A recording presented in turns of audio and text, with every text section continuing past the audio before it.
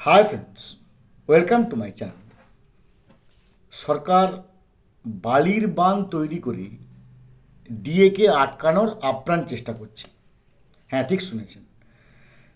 অর্থাৎ জল আসতে পারে, ভাসিয়ে নিয়ে যেতে পারে, এই জন্য একটা হালকা শক্তপোক্ত নয় এমন বালির বাঁধ তৈরি করছে।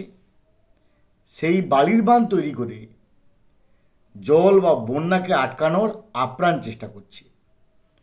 মনে হবে কথাটা এরকম বলছি কেন, আসুন আমরা ব্যাখ্যা করি। সরকার যে সমস্ত পয়েন্ট দিয়ে মডিফিকেশান অ্যাপ্লিকেশান করেছে সেগুলো কি এর আগে আমি অবশ্যই অনেক ভিডিওতে বর্ণনা করেছি। আমরা জানি 4 সপ্তাহের মধ্যে সরকারকে বলা ছিল যে যে কোনো রিটিন সাবমিশন যদি কিছু আপনাদের বলার থাকে আপনারা জমা করুন, এবং 6 সপ্তাহের মধ্যে অবশ্যই কর্মীরা ডিএ পাবেন, এবং তারা নিশ্চয়ই এন্ডলেসলি বা তারা নিশ্চয়ই অনন্তকাল ধরে ডিএর জন্য অপেক্ষা করবে না, এরকমভাবে নির্দেশিকা দিয়েছিল সুপ্রিম কোর্ট গত 16ই মে 2025। তারপরে 26শে জুন হিসাব মতো শেষ হয়েছে, তবুও 27শে June confederation of state government employees বা ইউনিটি ফোরাম বা সংগ্রামী যৌথ মঞ্চ তাদের তরফ থেকে নির্দিষ্ট সংশ্লিষ্টভাবে ইমেল পাঠিয়ে এবং মেসেজ পাঠিয়ে কন্টেম্পট অফ কোর্ট কেন হবে না তার ইমেলের মধ্য দিয়ে নোটিশ পাঠানো হয়েছিল। কারণ আইনের ভাষা হচ্ছে কারোর বিরুদ্ধে মামলা করতে গেলে আগে তাকে নোটিশ করতে হয় যে ভাই আমি তোমাকে নোটিশ করলাম, তোমার এটা করার ছিল, এটা তুমি করলে না। সেই আইন মেনে কন্টেম্পট নোটিশ পাঠানো হয়েছিল। কেউ পাঠিয়েছেন বাই মেসেজ, কেউ পাঠিয়েছেন বাই বা থ্রু ইমেল। কিন্তু তারপরেও অর্থাৎ 27 জুন, 28শে জুন, 29শে জুন, 30শে জুন কোনো খবর নেই, 1 জুলাই কোনো খবর নেই। শেষ পর্যন্ত 2রা জুলাই বিকেল 4:30 সুপ্রিম কোর্টের এই কন্টেম্পট মামলা করা হলো। কনফেডারেশন অফ স্টেট গভর্নমেন্ট এমপ্লয়ির তরফ থেকে কন্টেম্পট মামলা করা হলো, যার ডায়েরি নাম্বার 35,252/2025। এই 35252/2025 এই ডায়েরি নাম্বারে কন্টেম্পট অফ কোর্ট মামলা ঠোকা হলো। কাদের বিরুদ্ধে? না, মূলত দুজনের বিরুদ্ধে। একজন হচ্ছে চিফ সেক্রেটারি, নিশ্চয়ই আপনারা নাম জানেন, আরেকজন ফিনান্স ডিপার্টমেন্টের প্রিন্সিপাল সেক্রেটারি। এই দুজনের বিরুদ্ধে আপাতত কন্টেম্পট অফ কোর্ট মামলা ঠোকা হলো। কারণ এনারা হচ্ছেন আইএস অফিসার, এবং একটা রাজ্যের আমাদের যেহেতু সংবিধানে লেখা আছে, যেহেতু শিক্ষা বলুন, স্বাস্থ্য বলুন, এগুলো কনকারেন্ট লিস্টে আছে, তাই যদি যে কোনো ভায়োলেশন হয় তাহলে মনে করা হয় যে ভায়োলেশন করেছে কে, না সরকারের সর্বোচ্চ পদে যেনারা বসে আছেন তেনাদের বিরুদ্ধে কন্টেম্পট হবে।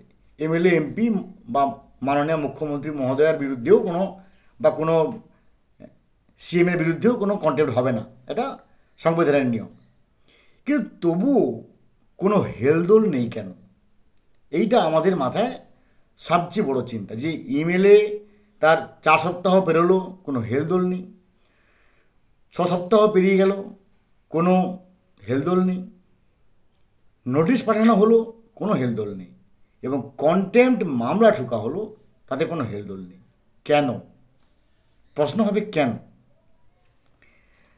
দেখুন, যে বয়ান দিয়ে করা হয়েছে মডিফিকেশান অ্যাপ্লিকেশান, আমি ভিডিওর শুরুতেই বলেছি এটাকে আমি বলছি বালির বাঁধ বলে। কেন বলছি বালির বাঁধ? না, যে যুক্তিগুলো এখানে দেখানো হয়েছে সেগুলো নিঃসন্দেহে একটা ছেলে, মানে একটা বাচ্চা ছেলের মতো। যেমন তাদের আমার মনে হয়েছে যে 12টা পয়েন্ট, আমার মনে হয়েছে যে মানে আমি পুরোটাকে মানে ওই কন্টেম্পট মডিফিকেশানটা হচ্ছে প্রায় 21 থেকে 22 পাতা, সম্ভবত 22 পাতা। 22 পাতা যেটুকু পড়ে আমি পাঠোদ্ধার করেছি, তাতে মনে হয়েছে যে 12টা পয়েন্টকে বারবার ঘুরিয়ে ফিরিয়ে বলেছে। যেমন ডিসক্রিশনারি পাওয়ার, সেন্ট্রালে আলাদা নিয়ম, স্টেটের আলাদা নিয়ম। যদি এআইসিপিআই মেনে দিয়ে দিতে হয়, তাহলে রাজ্য সরকারের যে এমপ্লয়ার তার ডিসক্রিশনারি পাওয়ার নষ্ট হবে। এই বলে নানা রকমভাবে কখনো বলছে এআইসিপিআই দিলে ডিসক্রিশনারি পাওয়ার নষ্ট হবে, কখনো দিলে বলছে সেন্ট্রাল গভর্নমেন্টের নিয়ম অনুযায়ী দিলে ডিসক্রিশনারি পাওয়ার নষ্ট হবে, কখনো আবার বলছে রাজ্যের নিয়ম আলাদা, কেন্দ্রের নিয়ম আলাদা, রাজ্য কেন্দ্রের উপর কেন্দ্র রাজ্যের উপর হস্তক্ষেপ করতে পারে না, এটা করলে ফেডারেল স্ট্রাকচার নষ্ট হবে। কখনো আবার বলছে ইনফ্লেশন হলে 100% দিলে তাহলে রাজ্যের আবার সেই ডিসক্রিশনারি পাওয়ার খর্ব হবে, রাজ্যের গরিমা খর্ব হবে। তারপরে রেকমেন্ডেশান কেউ পুরোপুরি গ্রহণ করতে পারে, কেউ বর্জন করতে পারে, কেউ অর্ধেক গ্রহণ করতে পারে, কেউ অর্ধেক বর্জন করতে পারে। এবং এই বছর আমাদের 2025-26 যে আমরা বাজেট করেছি, সেই বাজেটের যে বাজেটারি অ্যালোকেশান তো আমরা করিনি, আমরা কী করে দেবো? আমরা বাজেটে তো এই 25% অ্যালোকেশান করিনি, তাই যেহেতু অ্যালোকেশান করিনি তাই আমরা কী করে দেব? এবং তারপরে যে সমস্ত ছেদ যুক্তি দেওয়া হয়েছে সেগুলোকে বলা হয় ট্রিপল আর্গুমেন্টস। কীরকম দেওয়া হয়েছে ছেদ যুক্তি? যে আমাদের নানা রকম several financial benefits, child care leave. আরে ভাই, চাইল্ড কেয়ার লিভ প্রত্যেকটা রাজ্যের তার ফিমেল এমপ্লয়ীদেরকে, প্রত্যেক রাজ্যের নিয়ম, ভারতবর্ষের প্রত্যেকটা রাজ্যের তার যদি কোনো সিসিএল, আমাদের রাজ্যের একটা নাম সিসিএল, কোনো রাজ্যে এটাকে হয়তো চাইল্ড কেয়ার লিভ না হয় এটাকে কি বলবো, তার চাইল্ড লিভ আছে। তাহলে বিভিন্ন রকম রাজ্যে বিভিন্ন রকম নামে, এটা তো প্রত্যেক রাজ্যে আছে। তারপর হেলথ স্কিম, আমরা এলটিসি দিই, আমরা এই দিই, আমরা ওই দিই, আমরা সেই দিই, তাই আমাদের উপর ফিনান্সিয়াল প্রচুর চাপ পড়ছে এবং রেইজ অ্যাডিশনাল বরোয়িং বিলস। তাহলে এই রকম যুক্তি দেখানোর পরেও কন্টেম্পট অফ কোর্ট হওয়ার পরে এত ঠান্ডা মাথায় আছে কেন?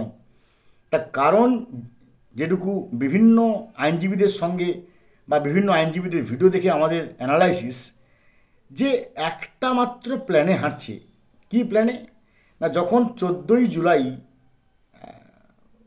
কোর্ট খুলবে, যখন সুপ্রিম কোর্ট খুলবে, যদি কন্টেম্পট অফ কোর্টের মামলার আগে মডিফিকেশান অ্যাপ্লিকেশানটাকে কোনোভাবে প্লেস করানো যায় এবং যদি মডিফিকেশান অ্যাপ্লিকেশান যে কোনোভাবে এটাকে অ্যাপ্রুভ করিয়ে দেওয়া যায়, তাহলে কন্টেম্পট অফ কোর্টের কাছ থেকে মার খেয়ে যাবে বা কন্টেম্পট অফ কোর্ট থেকে রক্ষা পেয়ে যাবে। এই প্ল্যানে এগোচ্ছি। কিন্তু এই প্ল্যানটা আমি আগেই বলেছি, বালির বাঁধ। এটা যে কোনো মুহূর্তে যদি বিশাল কোনো ঝড়ঝঞ্ঝা আসে, এটা ভেঙে তছনছ করে দেবে এবং তখন কিন্তু 25% গল্প থাকবে না, সেটা হয়তো 100% হয়ে যেতে পারে। যাই হোক, অবশ্যই আমরা অপেক্ষা করব, ওয়েট অ্যান্ড ওয়াচ। ভালো থাকুন, have a good day, thanks.